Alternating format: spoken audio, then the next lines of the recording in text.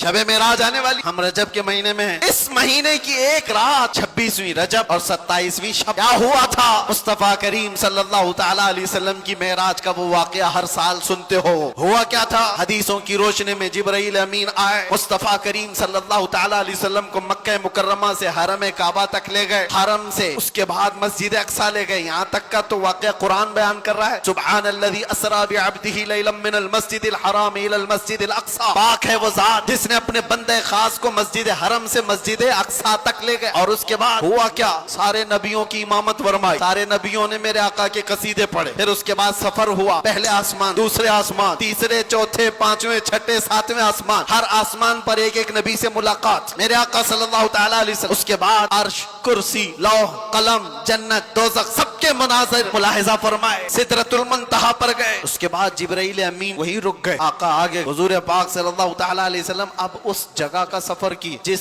जगह का नाम ही नहीं, लामका, उसको जगह भी नहीं कह सकते। जगह वो है जो कायनात के अंदर में, वो लामका, मका ही नहीं, और उसमें सिमत भी नहीं, ना पूरब, ना पश्चिम, ना दक्षिण, ना उत्तर, कुछ नहीं। ये तो वहां है जहां सूरज निकलता है, और उस जगह मेरे आका गए जहां सूरज नहीं, चांद नहीं, उसके आगे पहुंच। और फिर वो एक ही मकाम कुर्ब था, मेरे रब्बे जुल जलाल के हुजूर, रब तबारक व तआला के हुजूर गए। और कैसे? काबा कौसैनी औ अदना, दो कमानों से भी कम का फासला रह गया था।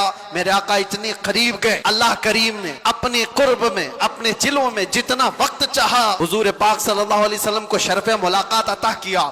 बाद में फिर हुजूर आए। बयान करने में इतना वक्त लग रहा है, मेराज का पूरा वाकया भी नहीं, समरी बयान कर रहा हूँ, खुलासा। और हुजूर रब ताला के हुजूर से तोहफा भी लेकर के आए, पता है? 50 नमाजों का। मूसा अलैहिस्सलाम मिले, कहा 50 आपकी उम्मत नहीं पढ़ पाएगी, कम करा लाए। गए अल्लाह की बारगाह में, 5 कम कराए, फिर आए, फिर 5 कम कराए, फिर आए, फिर 5 कम कराए। 9 बार बार बार बारगाह रब्बुल इज्जत में जाते रहे, आते रहे, आखिर में 5 रह गई, फिर आए। सोचो ये बयान करने में इतना वक्त लग गया, सिर्फ छोटा सा समरी और खुलासा।